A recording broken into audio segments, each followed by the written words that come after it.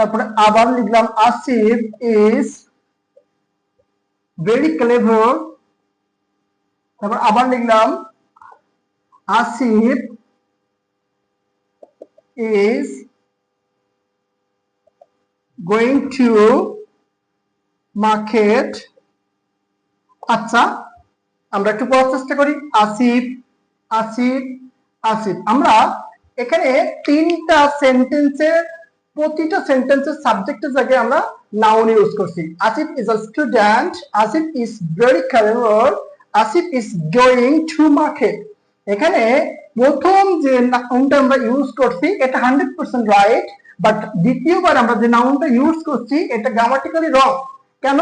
কারণ আমরা প্রথমবারে যে নাউনটা ইউজ করব, দ্বিতীয়বারে ওই নাউনের প্রোনাউন ইউজ করতে হবে।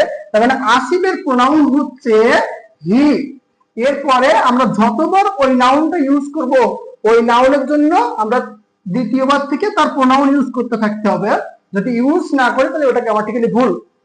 তার মানে নাউনের পরিবর্তে আমরা প্রোনাউন ইউজ করি, কিন্তু প্রথমবারে নাউন ইউজ করতে হবে, দ্বিতীয়বার থেকে প্রোনাউন ইউজ করতে হবে। আমরা যখন প্রোনাউন করব তখন ইন ডিটেইলসে প্রোনাউন সম্পর্কে জানবো, কেমন? আচ্ছা, এবার আসা হচ্ছে অ্যাডজেক্টিভ। বেসিক্যালি অ্যাডজেক্টিভ হচ্ছে একটা মডিফাইং ফ্রেজ অফ স্পিচ। এখন এটা কোনো স্বতন্ত্র বা নিজের কোনো কর্মক্ষমতা নাই, অন্যের উপরে ডিপেন্ডেবল। কেমন? এই অ্যাডজেক্টিভ এই নাউন অথবা প্রোনাউনকে মডিফাই করে।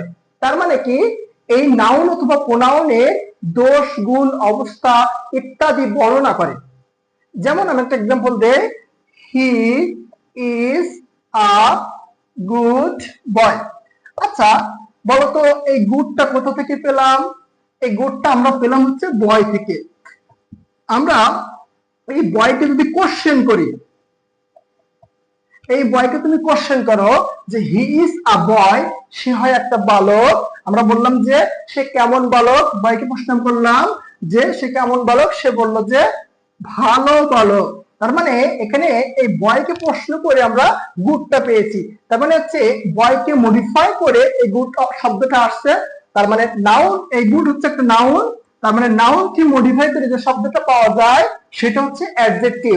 নাউনকে মডিফাই করে যে শব্দটা পাওয়া যায় সেটা হচ্ছে অ্যাডজেক্টিভ। তাহলে আমরা মডিফাই করার সিস্টেম কি? মডিফাই করতে গেলে আমাদেরকে প্রশ্ন করতে হবে ওই ওয়ার্ডকে। ওই ওয়ার্ডকে যদি প্রশ্ন করি, যে উত্তরটা পাবো আমরা সেটা হচ্ছে তার মডিফিকেশন করে ওই ওয়ার্ডটা পাবো। এখন এখানে মডিফাই দুইটা ভার্ব অফ স্পিচ করে, একটা হচ্ছে অ্যাডজেক্টিভ আর একটা হচ্ছে অ্যাডভার্ব। আমরা অ্যাডভার্বের সময় অ্যাডভার্ব নিয়ে আলোচনা করব। আচ্ছা, এটা আমরা বুঝে গেছি।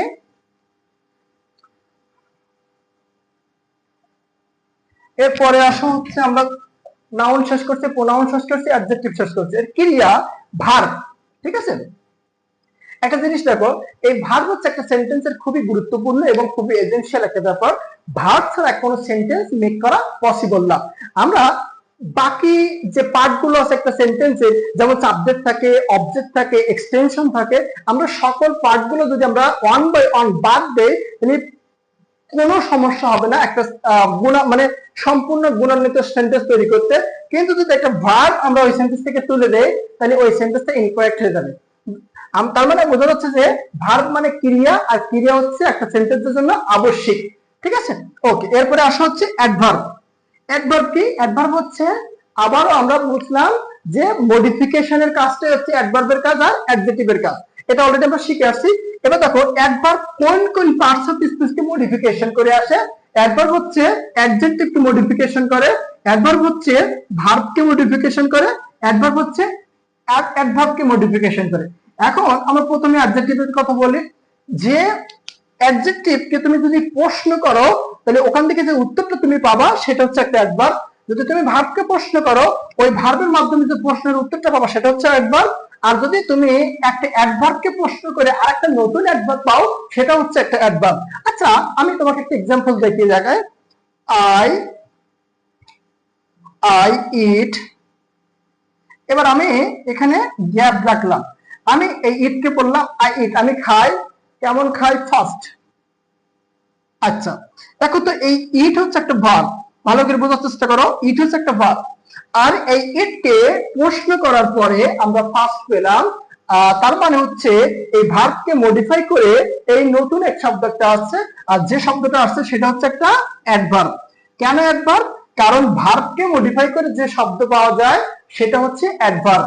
তার মানে নাউন আর প্রোনাউনকে মডিফাই করে যে শব্দটা বাইর হয় সেটা হচ্ছে অ্যাডজেক্টিভ, আর ভার্ব এবং অ্যাডজেক্টিভ এবং হচ্ছে অ্যাডভার্বকে প্রশ্ন করার পরে যে অর্থটা পাওয়া যাবে বা মডিফাই করলে যে অর্থটা পাওয়া যাবে সেটাকে আমরা বলবো অ্যাডভার্ব। কেমন? ওকে, আমরা নেক্সট পার্টে চলে যাই।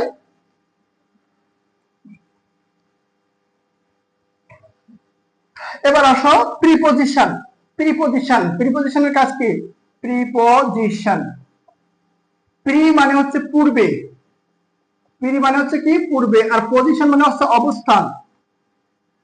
আচ্ছা, পূর্বের অবস্থান, পূর্বের অবস্থান। এখন পূর্বের অবস্থান মানে হচ্ছে কোন ওয়ার্ডের পূর্বে বসে, কোন ওয়ার্ডের পূর্বে বসে। এখন এই প্রিপোজিশনের কাজ হচ্ছে দুইটা ওয়ার্ডের মধ্যে সম্পর্ক স্থাপন করা। তার মানে ওয়াট প্লাস ওয়াট, এই প্লাস হচ্ছে যেটা আমরা প্রিপোজিশন ইউজ করি। তার মানে আমি যদি একটা এক্সাম্পল দেই যে Rita cooks food for him. এখন দেখো এই রিতা আর এই হিম, এখানে কানেকশন তৈরি করছে হচ্ছে ফর। বলছে রিতা কুকস ফুড, রিতা খাবার রান্না করে ফর হিম, তার জন্য। তার মানে এখানে এই হিম আর এখানে রিতা আর এখানে ফুড, এই দেখো এই তিনটা শব্দ একে অপরের সাথে কানেক্টেড। আর এই দুইটা বলতে গেলে একই ক্যাটাগরির, আর এইটা হচ্ছে আলাদা শব্দ। তার মানে এই শব্দের সাথে এই দুইটা শব্দ যুক্ত করা হয়েছে। যেমন আমি যদি আরো একটু ভালো করে মানে বোঝানোর চেষ্টা করি, রিতা আর ফুড, রিতাই তো ফুডটা রান্না করছিল, আর ওর সাথে ফর, এই ফর হিম, দেখো এইটুকুর সাথে এইটুকু যুক্ত করা হয়েছে। এই যোগ করার কাজটা প্রিপোজিশন ফর করছে। কথা বুঝতে পারছি? তার মানে দুইটা শব্দের মধ্যে প্রিপোজিশন কানেকশন তৈরি করে, দুইটা শব্দের মধ্যে প্রিপোজিশন কি করে? কানেকশন তৈরি করে। আচ্ছা, তাহলে প্রিপোজিশনের কাজ হচ্ছে দুইটা শব্দকে একসাথে যুক্ত করে দেওয়া বা রিলেশন মেক করে দেওয়া। কেমন? আচ্ছা, আমরা এরপরে নেক্সট পার্টে চলে যাই। এবার আমরা আলোচনা করব হচ্ছে কনজাংশন। ঠিক প্রিপোজিশনেরই একটি বড় ভাই হচ্ছে কনজাংশন। কনজাংশনের কাজ হচ্ছে দুইটা ক্লজ, দুইটা ফ্রেজ অথবা দুইটা কমপ্লিট সেন্টেন্সের মাঝখানে বসে যুক্ত করা, রিলেশন তৈরি করা। এখন আমরা একটু এক্সাম্পলের মাধ্যমে দেখার চেষ্টা করি। I went to market and I bought a t-shirt. আচ্ছা, একটু বোঝার চেষ্টা করি। I went to market, এটা কমপ্লিট একটা clause. I bought a t-shirt, এটা একটা কমপ্লিট ক্লজ। এটা একটা ইন্ডিপেন্ডেন্ট ক্লজ, এটা একটা independent clause. There are two independent clauses in this sentences, and is a marker of conjunctions. That means আগের class আর এই পরের ক্লাস, দুইটা ক্লাসের মাঝখানে এই এন্ড করছে, দুইটা ক্লাসকে যুক্ত করছে বা যোগ করছে। তার মানে এই ক্লাসের সাথে এই ক্লাসের সম্পর্ক স্থাপন করছে কে? এন্ড। তার মানে আমরা বুঝলাম যে একটা ক্লাস, দুইটা ক্লাস অথবা দুইটা ফ্রেজ অথবা দুইটা কমপ্লিট সেন্টেন্সের মাঝখানে একটা এন্ড বা কনজাংশন যুক্ত করার মাধ্যমে তাদেরকে যোগ করে বা সম্পর্ক তৈরি করে দেয়। তাহলে প্রিপোজিশনের কাজ হচ্ছে দুইটা ওয়ার্ডের মধ্যে সম্পর্ক স্থাপন করা, আর কনজাংশনের কাজ হচ্ছে দুইটা ক্লজ অথবা ফ্রেজ অথবা দুইটা কমপ্লিট সেন্টেন্সের মধ্যে সম্পর্ক স্থাপন করা। ক্লিয়ার? ওকে, আমরা নেক্সট পার্টে চলে যাই। We are going to the next part. Next part is interjection. What is interjection? Interjection means হচ্ছে আমাদের আবেগ, অনুভূতি, রাগ, ইমোশন।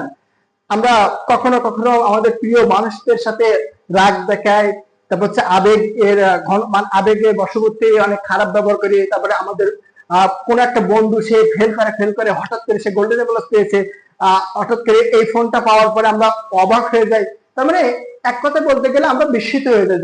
যখন আমরা অবাক হয়ে যাই, আমরা কোনো ঘটনা বা কোনো কাজের মাধ্যমে আমাদের নিজেদেরকে অবাক করে ফেলে, এরকম সিচুয়েশনে আমরা যে শব্দগুলো ইউজ করি সেটা হচ্ছে ইন্টারজেকশন। ইন্টারজেকশন আমরা বেসিক্যালি দুইটা ভাবে করতে পারি। একটা হচ্ছে স্ট্রাকচারাল ওয়েতে, আর একটা হচ্ছে সিম্বলিক বা মার্কার ওয়েতে। আমরা একটা ছোট্ট ছোট্ট মার্কার গুলো যুক্ত করে দিয়ে আমরা ইন্টারজেকশনের ভাষা মানে অনুভূতি বা আমাদের যে ইমোশন সেটা প্রকাশ করতে পারি, অথবা স্ট্রাকচারাল সেন্টেন্সের মাধ্যমে আমরা প্রকাশ করতে পারি। যখন এটা সেন্টেন্সের রূপ নেয় তখন সেটাকে বলা এক্সক্লেমেটরি। আর যখন আমরা ওই ওয়ার্ডটাকে শুধু ইন্ডিকেট করি তখন আমরা সেটাকে বলি ইন্টারজেকশন। আচ্ছা, আমরা একটা এক্সাম্পল দিয়ে বোঝার চেষ্টা করি।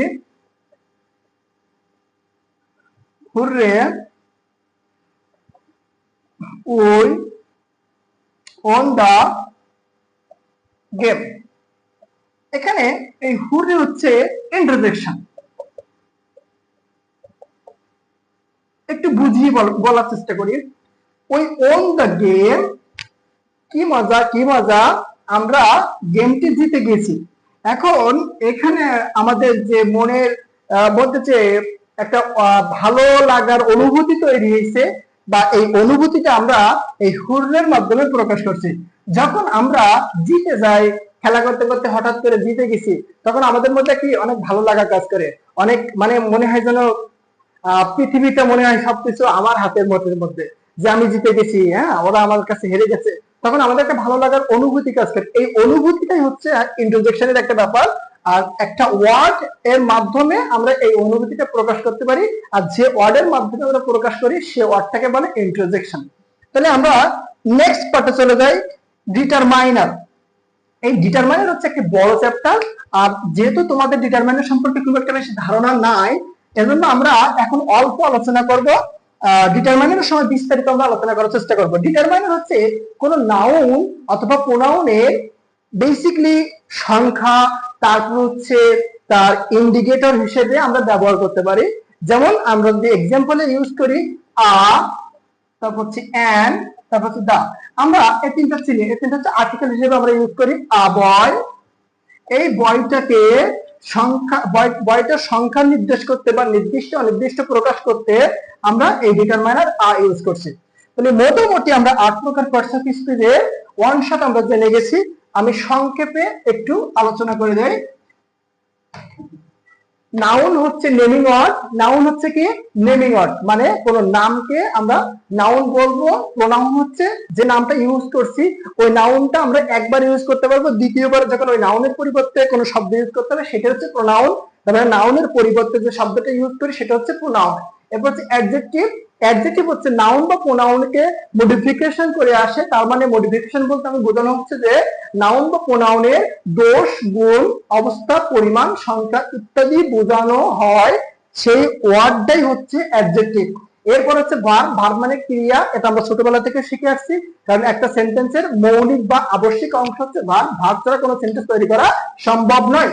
এরপর হচ্ছে অ্যাডভার্ব। অ্যাডভার্ব হচ্ছে একটা modification parts of speech. Adverb কাকে কাকে মডিফিকেশন করে? অ্যাডভার্ব প্রথমত অ্যাডজেক্টিভকে মডিফিকেশন করে, অ্যাডভার্ব ভার্বকে মডিফিকেশন করে, আর অ্যাডভার্ব নিজে আরেকটা অ্যাডভার্বকে মডিফিকেশন করে। কেমন? এরপরে হচ্ছে প্রিপজিশন। প্রিপজিশন কাজ হচ্ছে দুইটা ওয়ার্ডের মধ্যে সম্পর্ক স্থাপন করা বা কানেকশন তৈরি করে দেওয়া। আর কনজাংশন হচ্ছে দুটো ক্লজ, দুটো ফ্রেজ অথবা দুটো কমপ্লিট সেন্টেন্সের মধ্যে সম্পর্ক স্থাপন করা বা কানেকশন তৈরি করে দেওয়া। এরপরে আসে ইন্টারজেকশন। ইন্টারজেকশন হচ্ছে আমাদের আবেগ, অনুভূতি বা বিস্ময় সূচক যে আমাদের যে মানে মনের অভিব্যক্তি আছে সেটা যখন আমরা প্রকাশ করি তখনই হচ্ছে আমরা ইন্টারজেকশন ইউজ করি। মানে আমরা যখন বিস্মিত হয়ে যাই তখন আমরা ইন্টারজেকশন ইউজ করি। এরপর হচ্ছে ডিটারমাইনার।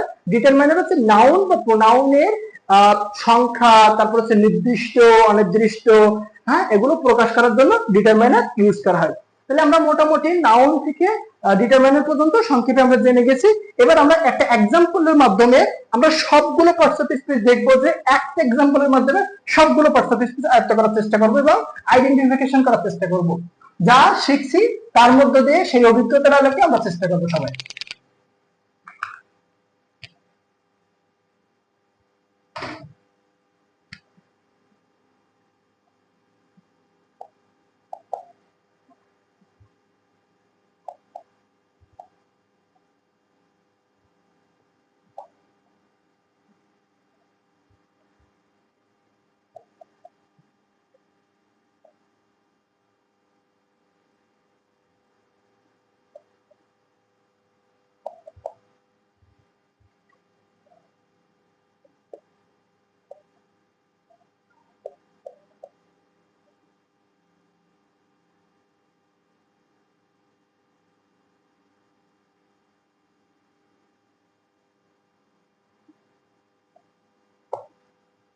আচ্ছা, আমরা সেটা একটু পড়ার চেষ্টা করি।